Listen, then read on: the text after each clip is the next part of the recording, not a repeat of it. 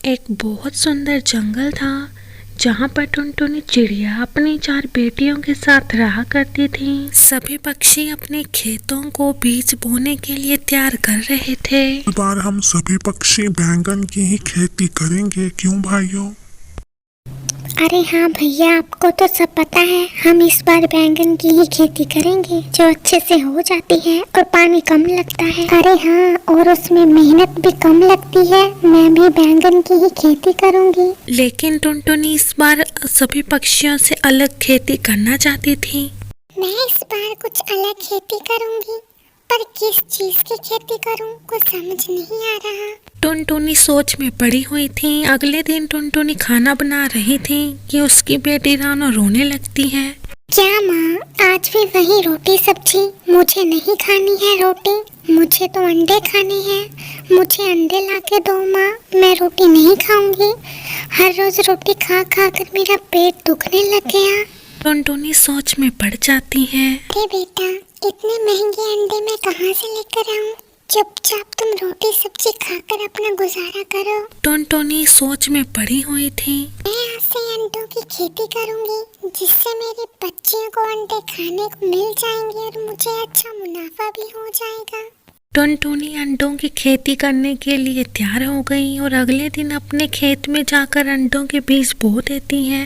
तभी कालू कौवा वहाँ आता है। अरे टुनटुनी, तुम इस बार अंडों की फसल बो रही हो? चलो अच्छा है, हम सब पक्षियों को अंडे खाने को मिलेंगे, वरना एक अंडा इतना महंगा हो गया है कि हमसे तो लिया ही नहीं जाता। कालू कौवे की ये बात सुनकर टुनटुनी खुश थी। ये तो बहुत अच्छा हो गया कि मैंने अंडों की फसल बो दी। अब सब पक्षी भी अंडे खा सकेंगे। मैं उन्हें भी सस्ते रेट में अंडे बेचा करूंगी। फिर अगले दिन से टुनटुनी अपने अंडों की फसल में पानी को देने लगती है। कुछ दिनों बाद अंडों से छोटे छोटे पौधे निकलने शुरू हो गए थे। कुछ दिनों बाद अंडे की फसल तैयार हो जाती है। अरे धन्यवाद भगवान जी, मेरे अंडों की फसल तो बहुत अच्छे से हो गई है। आज से मैं बाजार में अंडे बेचा करूंगी। वहीं पूरे जंगल में टुनटुनी के अंडों की तारीफ हो रही थी। अरे भाइयों, आखिरकार टुनटुनी ने अपने अंडों की फसल तैयार कर ही ली।